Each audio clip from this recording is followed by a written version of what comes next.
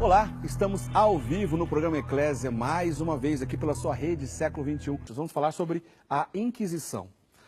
Nós chamamos o tema do programa de hoje Entendendo a Inquisição, e essa é a parte 1, como eu disse, a parte 2 a gente continua na semana que vem. Vamos conversar sobre o contexto da criação desse evento chamado Inquisição, o que é a Inquisição, e também muitos mitos, muitas mentiras relacionadas a esse episódio da história, tá certo? Vamos começar a nossa conversa então, Padre Wander. Bom, é impossível a gente tentar conversar, o início da conversa sobre a Inquisição, se a gente não fizer um resgate histórico. Primeiro, logo de cara, a gente tem que pensar isso.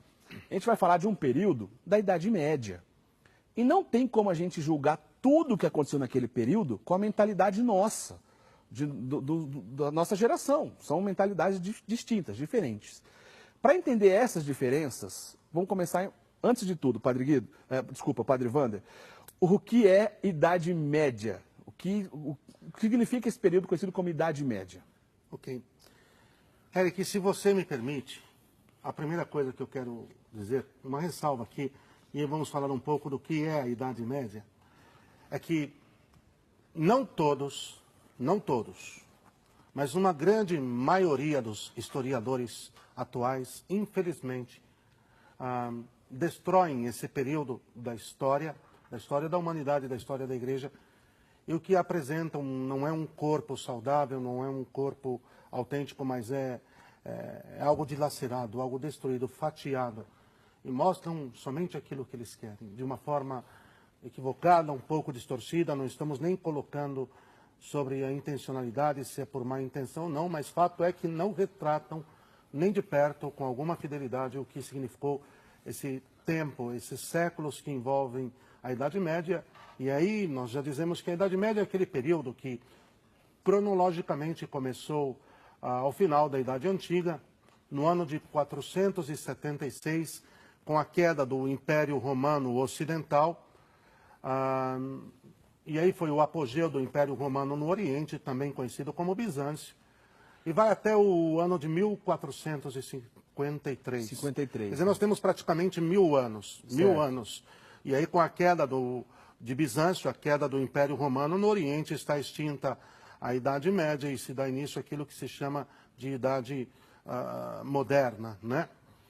O que nós temos que ter claro é que esses 1000 anos tiveram características fortes e foi um tempo que marcou a história da Igreja em diversos sentidos.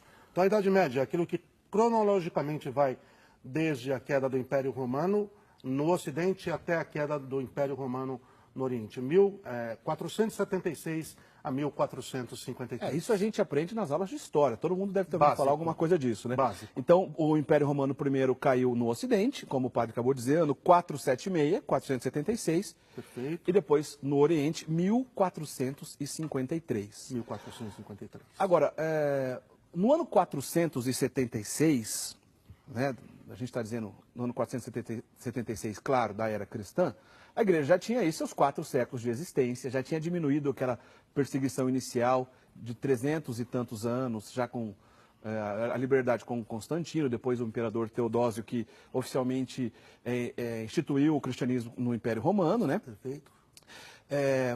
Padre Wander, para a gente entender, nesse período da história, ano 476, a Igreja já estava estruturada, mas ainda tinha muito campo de crescimento, não é assim? A gente pode entender? Era o início da história, né? A Igreja ainda tinha muito o que crescer nesse período, né? Correto.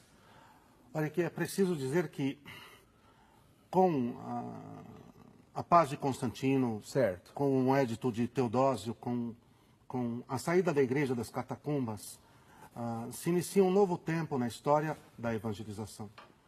E quando o Império Romano cai, em 476, o que acontece é que, por uma série de fatores, as incursões bárbaras e assim por diante, houve uma grande degradação da sociedade.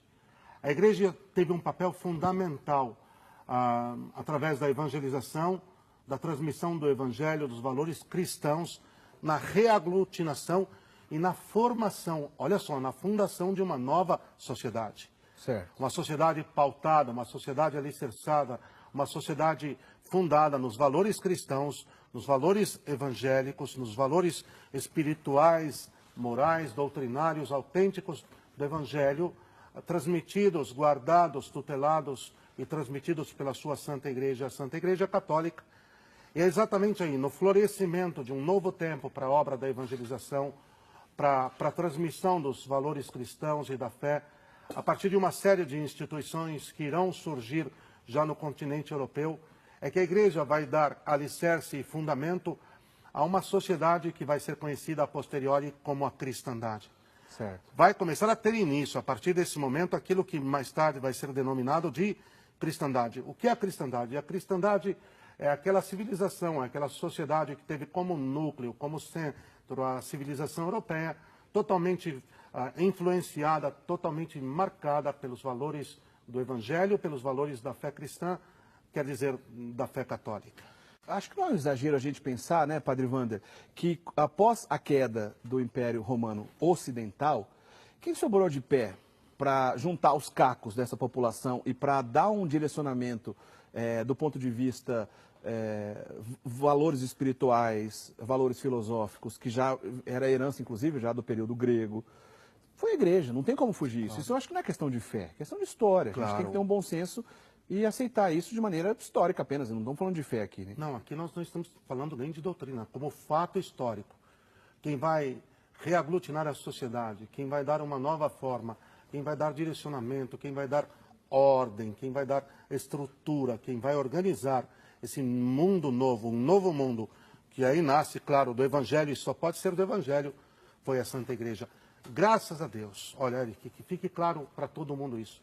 Graças a Deus que o Senhor deixou a sua Santa Igreja, que teve um papel fundamental na guarda e no desenvolvimento da civilização, porque senão hoje nós não teríamos nada, e nada é nada. Isso a gente vai, se a gente fosse esmiuçar o assunto, a gente ia comentar sobre arte, música, liturgia, teologia, filosofia. Outro programa, né? talvez. Então é um absurdo logo de cara a gente pensar que alguém pode chamar esse período tão rico, tão maravilhoso, de Idade das Trevas. É um absurdo, é uma mentira deslavada chamar esse período de Idade das Trevas. Para começo da conversa. Agora, Padre Wander, o povo desse período, que viveu esses quase 1000 anos que a gente comentou agora, da chamada período medieval ou da Idade Média, eles foram influenciados por esses valores, e esses valores cristãos, à medida que foram se solidificando na sociedade, no Estado, na sociedade europeia como um todo, pensar em algum tipo de distorção nesse pensamento cristão não influencia só a Igreja, e sim a sociedade como um todo. É correto pensar assim, né? Correto pensar assim. Se a sociedade medieval, que você ressaltou bem, Eric, talvez como período da história, não houve um período tão producente, um período tão belo, um período tão forte, intelectual e espiritualmente quanto a Idade Média. É um equívoco a priori, e depois é uma má intenção querer chamar a Idade Média da Idade das Trevas, porque o que de nobre, o que de belo, o que de santo nós recebemos desse período é tão vasto que, se você for analisar comparativamente, não houve em nenhum outro período da história algo parecido, ok? Agora, o que acontece é que, se a sociedade está fundada sobre o alicerce da fé, sobre os valores cristãos, sobre os valores morais do Evangelho, e chega alguém que tenta implodir esse alicerce, e, portanto, implodindo esse alicerce, ele destrói a sociedade, é claro que a reação vai ser comum a todos, não é que é uma reação da Igreja. Quer dizer, sinceramente falando, vamos fazer uma comparação. Se chega um grupo de malucos, que resolvem queimar uma cidade inteira e pôr fogo em todas as casas, não precisa a Igreja chegar e dizer que aquilo é um pecado.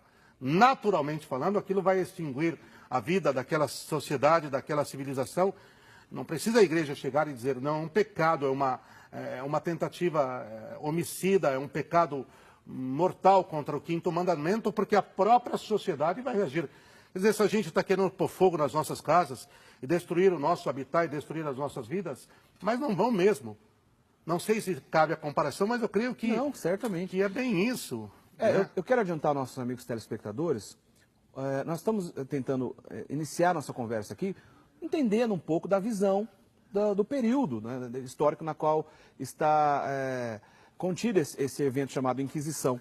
né, que é a Idade Média. Então, de uma forma rápida, a gente tentou começar essa conversa, mas dá para dizer, né, sem medo de ser feliz, a mentalidade religiosa e a mentalidade política desse período eram parecidas, já que as pessoas de toda aquela sociedade eram influenciadas pelos valores cristãos e diretamente por outros valores que a igreja manteve viva, como a gente já disse aqui, a música, as artes como um todo, a literatura, literatura, filosofia, assim por diante. Perfeito. Então, como a gente vai dizer logo na sequência, isso já estamos quase acabando o primeiro bloco, como é que começou essa história da Inquisição? De onde surgiu essa história? Para entender o que é a Inquisição, eu queria que a gente entendesse, antes ainda de partir propriamente dito para a história, o que a igreja fez em relação a esse episódio chamado Inquisição, um outro conceito que é muito importante para o entendimento desse assunto, que é a heresia, né? Antes de a gente falar em algumas heresias específicas, nos ajude a entender então, Padre Wanderer, o que é uma heresia. Olha, antes de entrar na heresia, me permite duas coisas. Se eu me inflamar, não se preocupem não, viu? Aqui é um tema que toca em... não adianta. A paixão pela verdade, como dizia o Papa Bento XVI. E é um tema tão distorcido por aí que a gente tenta aqui pelo menos falar aquilo que a igreja pensa, a história correta, né? Não tem como. Agora, a convivência entre o poder espiritual, entre a igreja, o poder temporal, o poder político, naquele momento, há que se dizer que estava marcado por uma verdade, a unidade de vida. Quer dizer, se faz aquilo que se é, naquilo que se acredita. Então, se todos os valores que permeiam a sociedade são valores cristãos autênticos, é claro que isso ia atingir todos os segmentos, inclusive a vida pública, a vida política, ainda que não concebida nos moldes atuais. Agora, ainda dá para falarmos da heresia? Vamos lá, vamos entender então, ainda nesse bloco, o que é a Inquisição. Vamos começar Desculpa, a Inquisição eu falei errado, a heresia, falei errado. Vamos entender o que é a heresia, isso. Bom, a definição de heresia quer dizer tomar a parte do heresios grego, significa exatamente isso. Mas tomar no sentido de solapar, de roubar, de subtrair. Então, no momento em que eu pego algum artigo da fé, nós temos no credo 12 artigos. E desses 12 artigos do nosso credo se desdobra toda a nossa fé, que aí, é claro, todo o ensinamento está contido ali e depois ele vai se desdobrando. Se eu pego qualquer artigo da nossa fé e eu subtraio, eu retiro da unidade daquilo que ensina a igreja, isso é uma heresia. Certo. A partir do momento em que eu não aceito, que eu não concordo mais, que eu não professo, fatalmente eu estou roubando, eu estou desintegrando, eu estou solapando algo que para nós é precioso. A heresia ela tem início exatamente aqui, Eric. É a distorção de um ou mais pontos das verdades de fé estabelecidas pela igreja. Um ou mais pontos, porque se for a fé num todo, é aquilo que nós chamamos de apostasia. Se abandonar a fé completamente, a ponto da negação de Deus, e aí eu abandono completo da fé. Eu vou negando um ponto ou outro, se bem que as heresias são o caminho certo para a apostasia. É preciso dizer isso, hein? Certo. É solapando de parte em parte que você chega, enfim, a negar o todo. Mas se nós negássemos o princípio de tudo, a raiz de tudo que é Deus, aí nós teríamos, de fato, uma apostasia.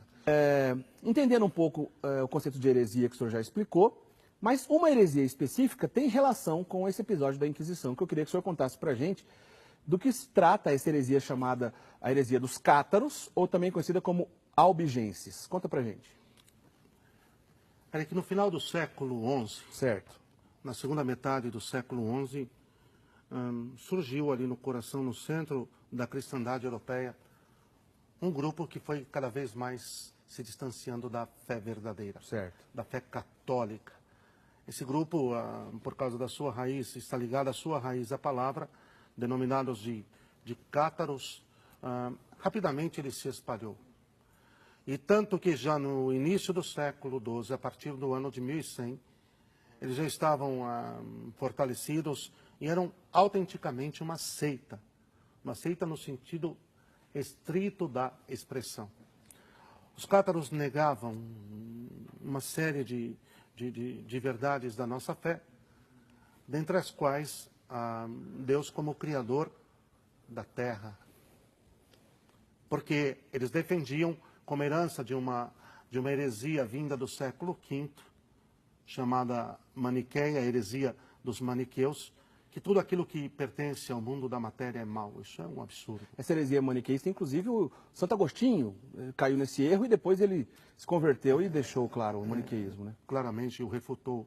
Agora, o que acontece é que, ao afirmar que tudo aquilo que é material é mal, e tudo aquilo que é espiritual é bom, eles negam, dentre outras coisas, a encarnação do Senhor, né? A vinda do Filho de Deus, que é o que acabamos de celebrar e estamos celebrando para nos salvar.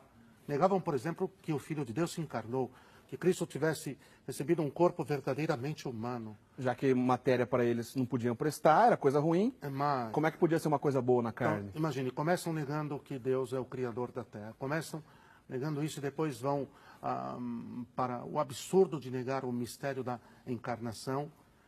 E logo na sequência, como consequência disso, se negam o mistério da encarnação, negam o mistério da Eucaristia, negam que haja transubstanciação, porque imagina que Jesus tinha um corpo. Isso é um absurdo, eu volto a dizer. E os cátaros começaram a tomar força. Certo. Começaram a tomar força por duas razões. Primeiro, porque tinha uma pregação moralista e um pouco, vamos dizer assim, milenarista, um pouco apocalíptica, um pouco extravagante, um pouco exagerada. E a gente sabe que, num mundo muito sensível à fé, isso é uma faca de dois gumes, porque certo. No mesmo momento em que, retamente orientado, é ensinada a verdadeira doutrina, a reta doutrina, a fidelidade exatamente à fé que o Senhor Jesus deixou através de sua Santa Igreja, muito bem. Agora, se explora isso na outra direção, você sabe onde vai dar. Vejamos nos nossos dias a multiplicidade de seitas protestantes que vão se proliferando em cima de fantasias e aberrações e assim por diante, e que, me desculpem, encontram palco, encontram público para isso. Certo. E rapidamente eles cresceram em cima dessas afirmações fantasiosas, apocalípticas e assim por diante. Só que passaram a impor o seu ponto de vista. De tal maneira que vejam só onde chega o absurdo. Se alguém os refutasse ou discordasse daquilo que eles estavam ensinando, das bobagens que rapidamente qualquer cristão, qualquer católico de época bem formado, rapidamente refutava, como faz hoje em relação às heresias das seitas protestantes e assim por diante, certo. Eles passaram a reagir de uma forma agressiva. Então, se impondo pela violência. Para defender as suas ideias distorcidas de um cristianismo mentiroso, porque era uma heresia, chegaram a partir então para, vias de fato, para a guerra, para a matança mesmo? Para a violência. Olha, nós temos os episódios que começaram a invadir as igrejas e destruir as igrejas. Destruir as igrejas. Começou-se uma espécie de nova guerra contra as imagens, uma nova guerra iconoclasta. Certo. A destruição das imagens. Agora tem um episódio que é mais triste e é mais grave, hein? Ah, é? Se me permite, Eric, chegou-se ao absurdo de... Porque afirmavam que a matéria é má e Deus criou todas as coisas visíveis e invisíveis e criou tudo bom. Pegue o livro do Gênesis, os 3 primeiros capítulos agora. Então é a negação de tudo aquilo que foi revelado da parte de Deus. O que acontece? Por afirmarem que a matéria era má, chegaram a um absurdo de matar mulheres que estavam gestantes. Sabiam que estavam grávidas porque aparentemente já aparecia, ok? Sendo redundante. Estavam de barriguinha, me desculpe a expressão, mas matavam essas mulheres e, vai ser duro, mas me permita dizer, Eric, esfaqueavam essas mulheres no próprio ventre. Já que eles são contra a matéria, essas senhoras grávidas estavam gerando matéria. Sim, estavam gerando... Bom, a palavra matéria, a palavra mãe em latim, coincide exatamente com a mesma raiz de matéria, certo. mater. A prova linguística está aí, que a palavra mãe em latim é mater, aquela que gera matéria. Então chegavam também. a matar as mulheres grávidas com seus filhos no ventre. Os seus filhos no ventre. Agora, vai pensando a bagunça que dava isso a partir desse momento. Então instauraram um terror, um verdadeiro terror. Se aceitavam as bobagens e mentiras que ensinavam e que negavam a revelação, muito bem. Se não aceitavam, eles partiam para a violência, partiam para até mesmo dizer o extermínio. Bom, como a gente já começou conversando no primeiro bloco, se trata então de uma sociedade, a gente está falando século XI, XII, até o XIII, mas principalmente o século XII e XIII, se tratava então de uma sociedade muito influenciada pelos valores cristãos. À medida que alguém levanta voz contra esses valores cristãos, não estamos falando só de um problema teológico, nós estamos falando inclusive de paz social. Do vivencial, né? Do dia a dia. Poderia, e como em muitas partes que acabou acontecendo, virando um caos social. Claro. Né? A sociedade não ia aceitar esse tipo de coisa, né? Ainda mais com coisas tão horríveis como o padre acabou de dizer, matanças, destruição de igrejas, bizarro, exatamente, né? Bizarro. Matando mulheres grávidas, crianças, etc. Bom, a partir disso, a coisa ficou complicada, porque os cátaros cresceram, né? A igreja, de alguma forma, teria que reagir. Mas queria que o senhor começasse a contar para a gente, então, antes da gente falar da reação da igreja, o próprio Estado reagiu também contra essas pessoas, né, Padre Wander? A sociedade já não aceitava esses hereges muito antes da igreja começar a dizer que eles também estavam errados, né?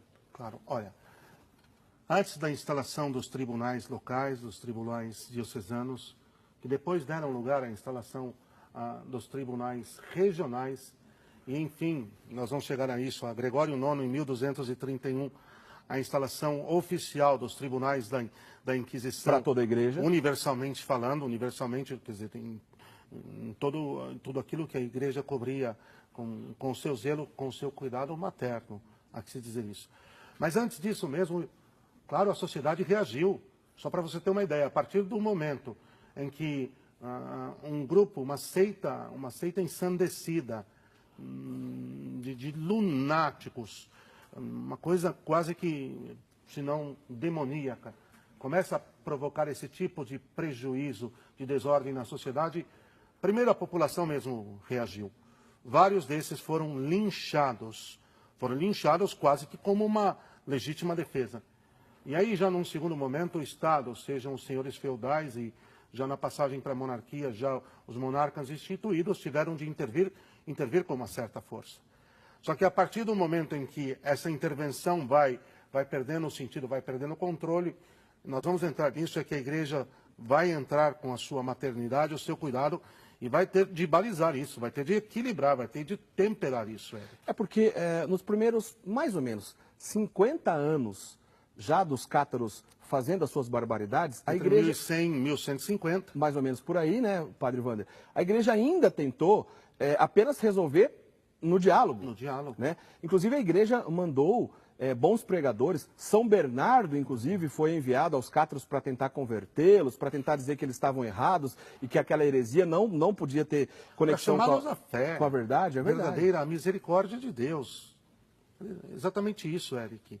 Quer dizer, os que foram enviados até eles para proporem um arrependimento, um caminho de conversão e de retomada da sua fé, isso mostra o cuidado materno da igreja, o cuidado, o zelo pelas suas almas. Por quê? Porque estão doentes, porque estão enfermas, porque precisam de cuidados. Só que no momento em que a igreja envia os seus operários, os seus profetas para fazerem esse trabalho, e eles se aproximam e se repete aquilo que Jesus conta na parábola, que a uns espancaram, a outros mataram e tomaram posse da vinha, o que se tinha de fazer?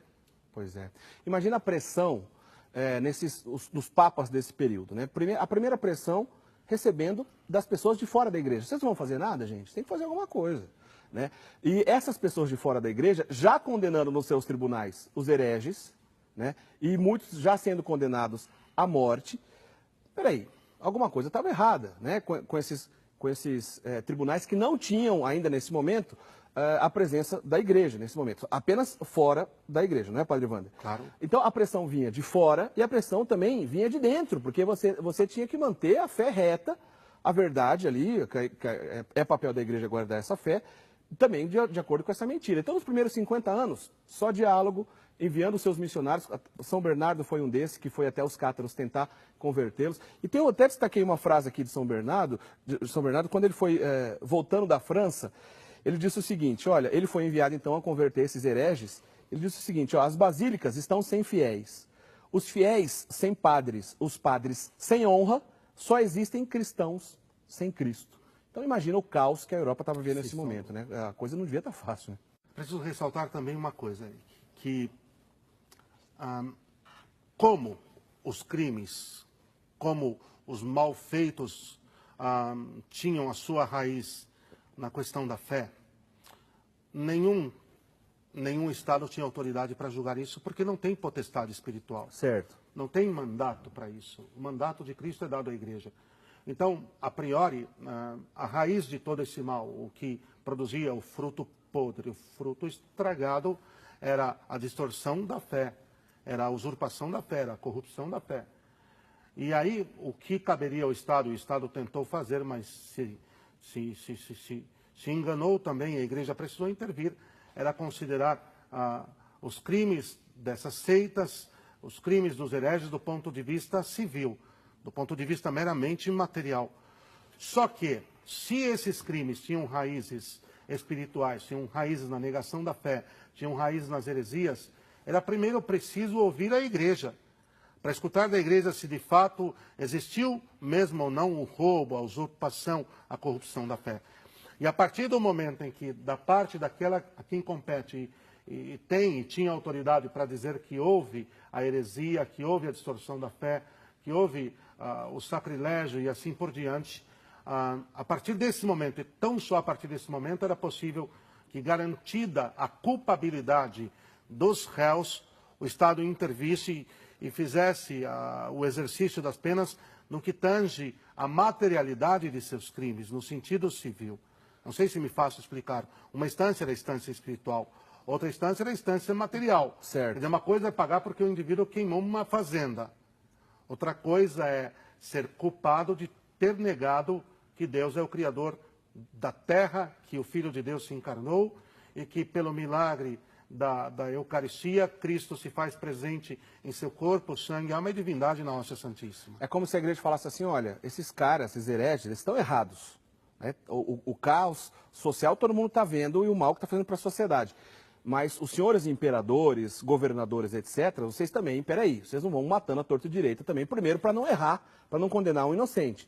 Segundo, que questão de fé, moral, heresia, quem tem que falar é a igreja, calma aí um pouco. Então, assim, nesse sentido, é correto pensar que a Inquisição é uma instituição jurídica? Sim, no sentido eclesiástico, Certo. canônico, sim, ela é uma instituição jurídica. Vamos ressaltar mais uma coisa aqui também, Eric, que quando nascem os tribunais até a instituição definitiva de Gregório IX em 1231, Certo. os tribunais são para moderar exatamente isso. E tem a finalidade de curar os que estão na enfermidade da heresia, de trazer de volta, de sarar, de sanar, e de impedir que exatamente isso, as penas que fossem aplicadas pelo Estado transcendessem o que fosse justo e digno de acordo com a própria dignidade da pessoa humana e do cristão que estava implicado, do católico que estava implicado no processo. Não, pera lá. Não é assim, não vão chegar, desculpem, matando, quebrando, arrebentando. Cometeram um erro, negaram a fé, falharam nesse sentido, mas Nosso Senhor, então, que é misericórdia infinita, através de sua igreja, propõe o caminho do arrependimento, da contrição, da penitência e da conversão. E aceita esse caminho, a pessoa está restaurada. Se não aceita, se continua-se recalcitrante, refratário, ainda assim a igreja, beneficamente, de uma forma totalmente longânima, paciente, e insistindo em trazer aquele que era culpado de heresia de volta ao seio, à sua convivência. Eu vou citar algumas datas aqui para a gente se localizar um pouco aqui. Bom, então a coisa foi ficando muito apertada para a igreja, pressionada de dentro e de fora.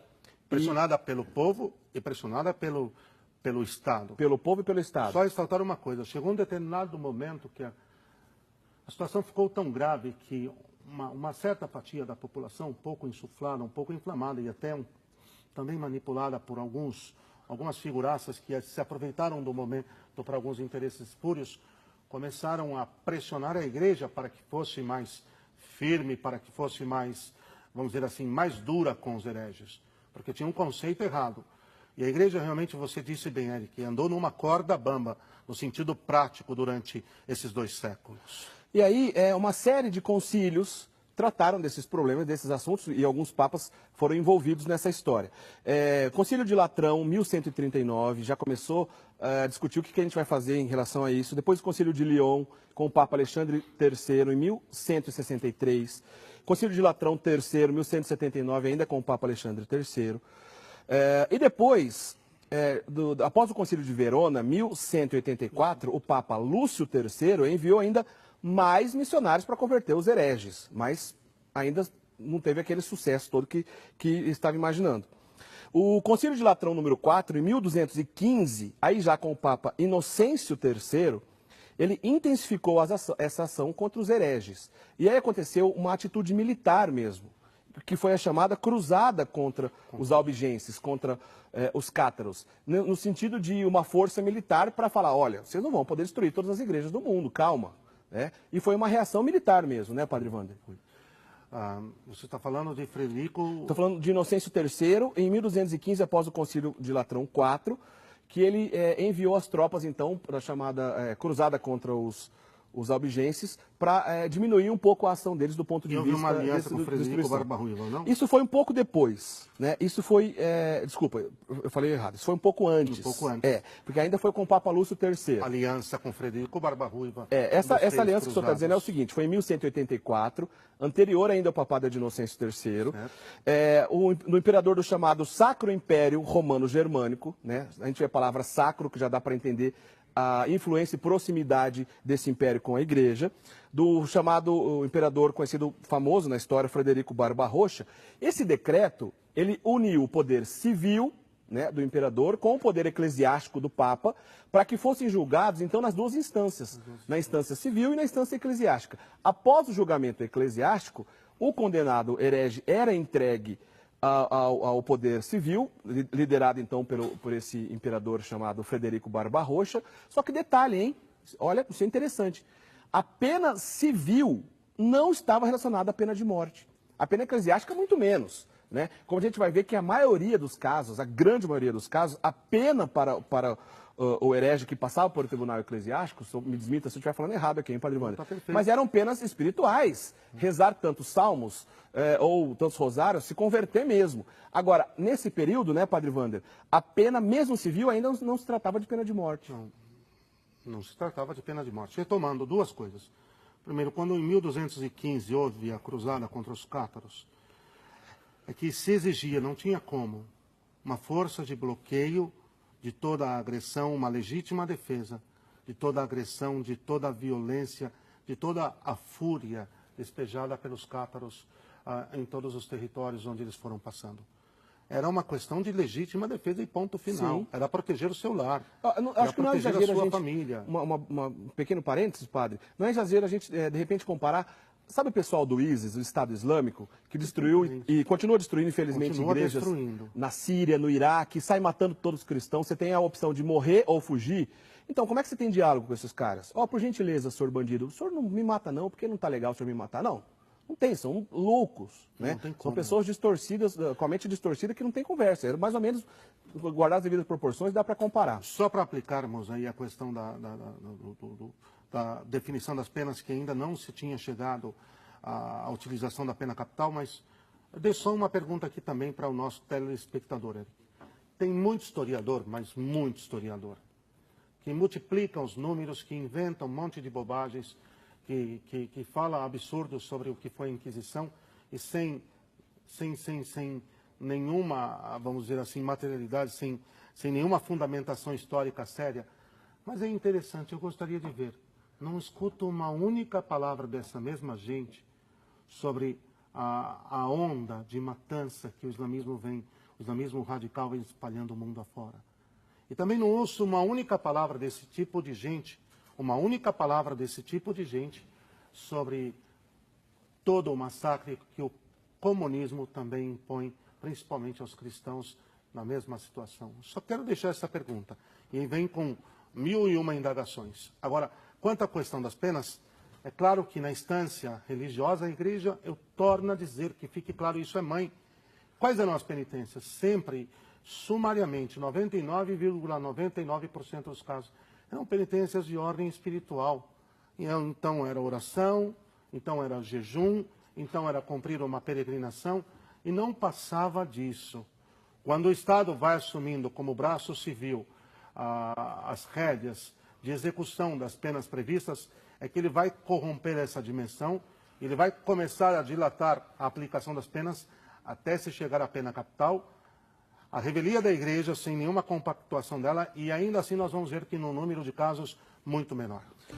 Bom, que fique bem claro para o telespectador talvez desavisado, né? A gente não está querendo defender o indefensável, apenas queremos ser justo com o ponto de vista real da história. A gente ainda vai chegar para comentar sobre os exageros que membros da igreja, filhos da igreja, membros do clero também cometeram.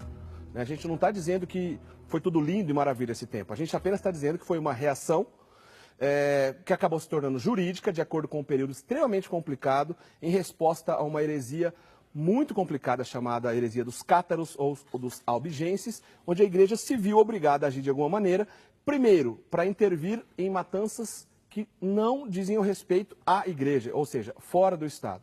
E dizendo que, galgando para si o direito de julgar questões relacionadas à fé, para ela mesmo, para a igreja. Né? Muitos santos viveram nesse período, inclusive o próprio São Domingos de Gusmão, né, Padre Wander? Ele, inclusive, foi enviado para converter alguns cátaros e conseguiu converter alguns cátaros, né? Tem um episódio bonito, o senhor conta pra gente aquele episódio? São Domingos, o grande pai da ordem dominicana, um homem santo, nascido na Espanha, devotou a sua vida ao Evangelho, fundador, marcou época, praticamente o pai da difusão do Santo Rosário, e dentre os seus filhos espirituais, contam-se ninguém menos, ninguém mais do que o grande São Tomás e São Pio V. Só para recordarmos o papel e a importância do grande São Domingos de Gusmão. Ora, São Domingos foi enviado aos cátaros, e numa praça pública, num debate ferrenho, e os cátaros falando ali as suas insandicícias e assim por diante. Ele começou a pregar e foi refutado que ele fazia parte da falsa igreja, que o que ele pregava era mentira, e assim por diante. Então, num determinado momento, São Domingos propôs ao cátaro: bom, diante de Deus, vamos ver quem está pregando a mentira. Vamos fazer o seguinte: primeiro os livros. A primeira atitude foi pegar as teses que o cátaro tinha nas mãos, e ele trazia os sagrados evangelhos, e ambos foram lançados ao fogo. Um saiu intacto, e o seu evangelho saiu intacto, e o livro que trazia o cátaro foi torrado. Quer dizer, o documento que trazia o cátaro. Depois, a segunda grande prova, se espalharam algumas brasas no chão, conta a tradição, e numa prova de fé, São Domingos disse: se o Deus que eu creio, se a igreja na qual eu estou, ela é a verdadeira, o seu Senhor está vivo e é autêntica, então não me acontecerá mal algum. E ele caminhou sobre as brasas. Isso está documentado pela tradição. E interessante, Eric, sem levantar o hábito. Que poderia facilmente se queimar. Se incendiar também. Os seus pés, ao cruzar pelas brasas, ele estava simplesmente intacto. E ao tentar fazer o mesmo, o cátaro, o herege, ele já fritou a sola dos seus pés e não morreu, porque rapidamente o tiraram de cima das brasas.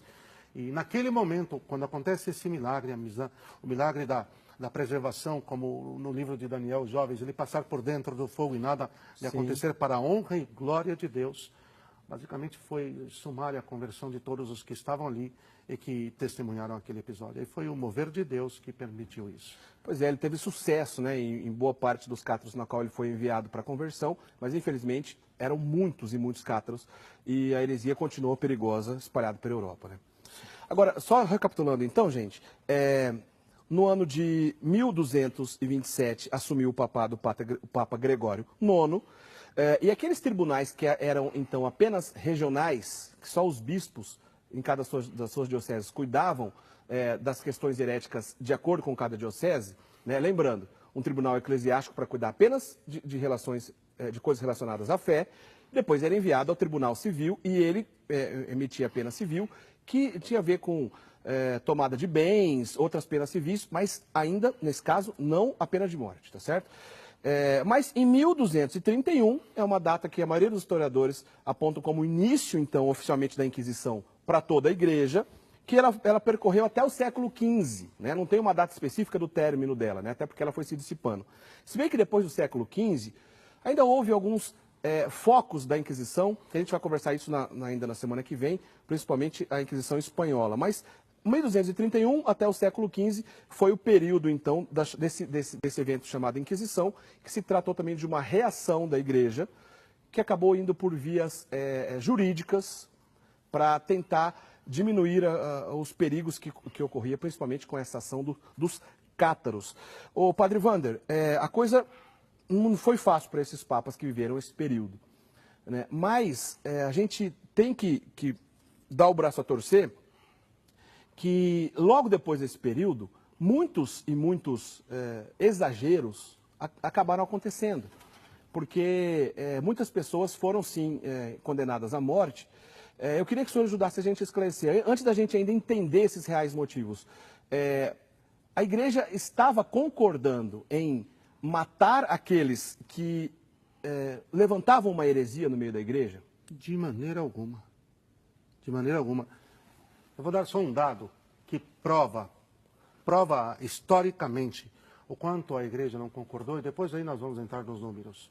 Mas como a igreja não concordava e não compactuou e não assumiu a pena de morte, a pena capital, como remédio, como penitência, como remédio para aquela situação, é o fato de a Inquisição Europeia mais ferrenha que existiu, a mais ferrenha, Eric, foi a Inquisição de Toulouse, na França.